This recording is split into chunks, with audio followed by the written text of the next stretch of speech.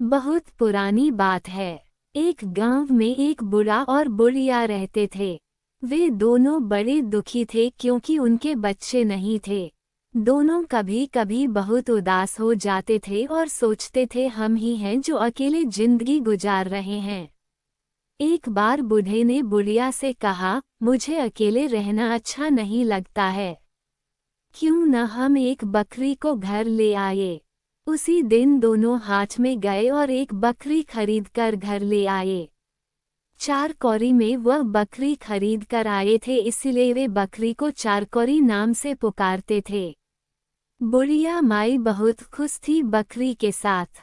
उसे अपने हाथों से खिलाती पिलाती, जहाँ भी जाती 4 कौड़ी को साथ ले जाती। पर थोड़े ही दिन में बकरी बहुत ही मनमानी करने लगी। किसी के भी घर में घुस जाती थी और जो भी मिलता खाने लगती। आसपास रहने वाले बहुत तंग हो गए और घर आकर बकरी के बारे में बोलने लगे। बूढ़े बाबा को बहुत गुस्सा आने लगा। बूढ़ी माई को कहने लगे इस बकरी को जंगल में छोड़कर आए। बुढ़िया ने कहा, ये क्या कह रहे हो? ऐसा करते हैं, राउत के साथ उसे जंगल में चरने के लिए भेज देते हैं। बकरी चराने वाले राउत के साथ बकरी जंगल जाने लगी। लेकिन थोड़े ही दिन में राउत भी बहुत तंग हो गया। 4 कौड़ी उसका कहा जो नहीं मानती थी। उसने बकरी को चराने ले जाने से इनकार कर दिया। बकरी फिर से घर में रहने लगी और अब उसे बच्चे हो गए और बच्चे भी सबको तंग करने लग गए। अब बुढ़िया भी परेशान हो गई। उसने कहा, मैं और इनकी देखभाल नहीं कर सकती। बूढ़े बाबा ने बकरी और उसके बच्चों को जंगल में छोड़ दिया। बकरी और उसके बच्चे खिरमिट और हिरमिट जंगल में घूमने लगे, फूल पत्ते सब खाने लगे। एक दिन अचानक एक बाघिन से मुलाकात हो गई। बाघिन खिरमिट और हिरमिट को देख रही थी और सोच रही थी कब इन दोनों को खाऊंगी। बाघिन को देखकर बकरी को समझ में आ गया कि बाघिन क्या सोच रही है। बकरी को बहुत डर लगा, पर हिम्मत करके वह बाघिन के पास गई और अपना सर झुकाकर उसने कहा, दीदी प्रणाम। अब बाघिन तो बहुत अचंभे में पड़ गई। ये बकरी तो मुझे दीदी कहकर पुकार रही है, उसके बच्चों को कैसे खाऊं? बाघिन ने कहा, तू कहाँ रहती है? बकरी ने कहा, क्या कहूँ दीदी, रहने के लिए कोई जगह ही नहीं है हमारे पास। बाघिन ने कहा, तो तेरे पास रहने के लिए कोई जगह ही नहीं है। ऐसा कर, मेरे साथ चल, मेरे पास 2 माँ है। एक में तू अपने बच्चों के साथ रह जा। बकरी बड़ी खुशी से बाघिन के पीछे पीछे चल दी। उसे पता था बाघिन दीदी संबोधन से बड़ी खुश हुई थी और अब वो उसके बच्चों को नहीं खाएगी। बाघिन के मांद के पास दूसरे मांद में अपने बच्चों के साथ बकरी खुशी से रहने लगी। बाघिन भी उसे तंग नहीं करती थी। लेकिन कुछ दिनों के बाद बाघिन को जब बच्चे हुए, बाघिन फिर से बकरी के बच्चों को खाने के लिए बेचैन हो गई। बच्चे पैदा होने के बाद वह शिकार करने के लिए नहीं जा पा रही थी। भूख भी उसे और ज्यादा लगने लगी थी। बकरी बाघिन के आंखों की ओर देखती और मन ही मन चिंतित हो उठती। वह बाघिन के पास जाकर दीदी दीदी कहती और बातें करती रहती ताकि उसकी आंखों के भाव बदल जाए। बाघिन उससे कहती, मेरे बच्चों का कोई नाम रख दो।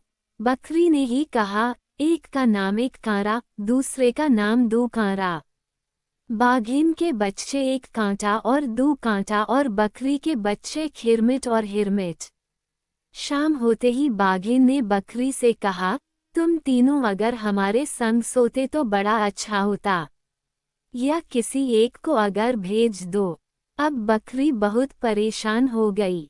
क्या कहूँ बाघिन से? खिरमिट ने अपनी माँ को चिंतित देखकर कहा, माँ तू चिंता मत कर, मैं जाऊंगा वहां सोने। बाघिन के मांद में जाकर खिरमिट ने कहा, मौसी मौसी मैं आ गया। बाघिन बड़ी खुश हुई। उसने खिरमिट से कहा, तू उस किनारे सो जा। खिरमिट लेट गया लेकिन डर के कारण उसे नींद नहीं आ रही थी। थोड़ी देर के बाद वो उठकर बाघिन के पास जाकर उसे देखने लगा। बाघिन गाढ़ी नींद में सो रही थी। खिरमिट ने धीरे से एक कांरा को उठाया और अपनी जगह उसे लिटाकर खुद उसकी जगह में लेट गया। जैसे ही आधी रात हुई, बाघिन की नींद खुल गई। वह मांद के किनारे धीरे धीरे पहुंची और आंखों तब भी नींद रहने के कारण ठीक से नहीं देख पा रही थी, पर उसने तुरंत उसे खाकर सो गई। जैसे ही सुबह हुई, खिरमिट ने कहा, मौसी, मैं अब जा रहा हूँ। बाघिन चौंक गई। खिरमिट जिंदा है तो मैंने किसको खाया? वह तुरंत अपने बच्चों की ओर देखने लगी। कहाँ गया मेरा एक कांटा? बाघिन गुस्से से छटपटा रही थी। उसने कहा, आज रात को आ जाना सोने के लिए।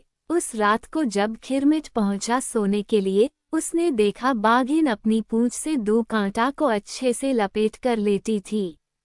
अब खिरमिट सोच में पड़ गया। बाघिन ने कहा, जा, उस किनारे जाकर सो जा। खिरमिट उस किनारे जाकर लेट गया लेकिन उसे नींद नहीं आ रही थी। वह धीरे से मांद से बाहर आ गया और चारों ओर देखने लगा।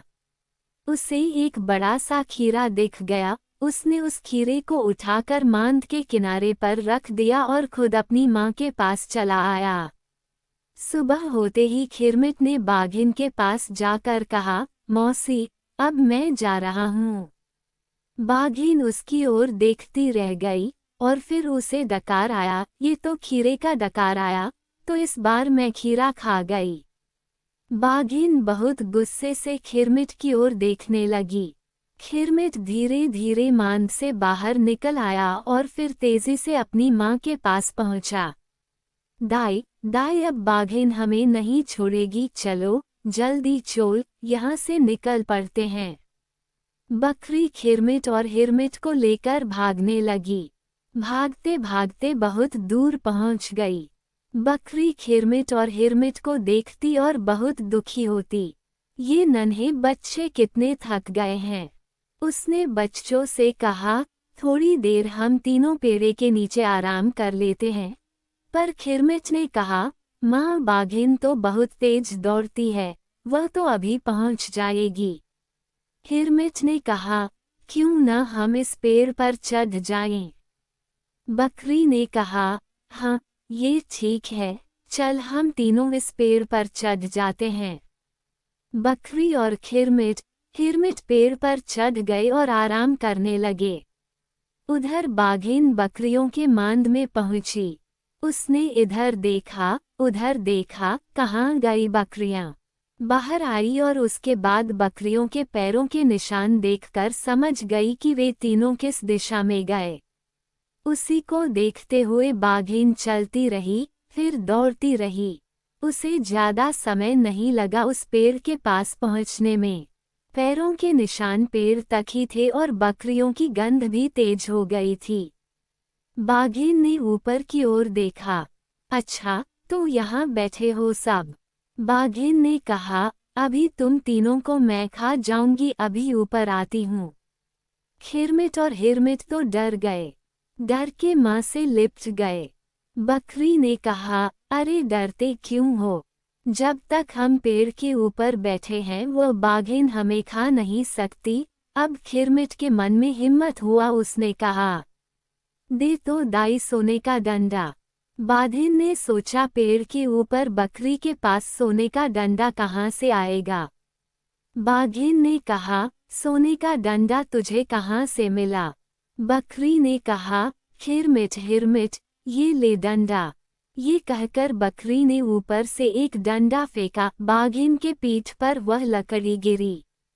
बाघिन ने सोचा, डंडा तो डंडा ही है, चोट तो लगती है। वो वहां से हट गई, लेकिन पेड़ के आसपास ही रही। अब बकरी कैसे अपने बच्चों को लेकर नीचे उतरे? बकरी मन ही मन बहुत परेशान हो रही थी।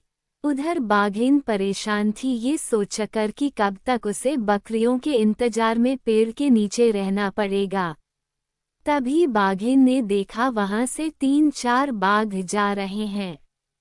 सबसे जो बड़ा बाघ था उसका नाम था बंधवा। बाघिन बंधवा के पास गई और उस पेड़ की ओर संकेत किया जिस पर बैठी थी बकरियां। बंधवा तो बहुत खुश हो गया, वह अपने साथियों को साथ लेकर पेड़ के नीचे आकर खड़ा हो गया। बकरी अपने बच्चों से कह रही थी, डर किस बात का, ये सब नीचे खड़े होकर ही हमें देखते रहेंगे।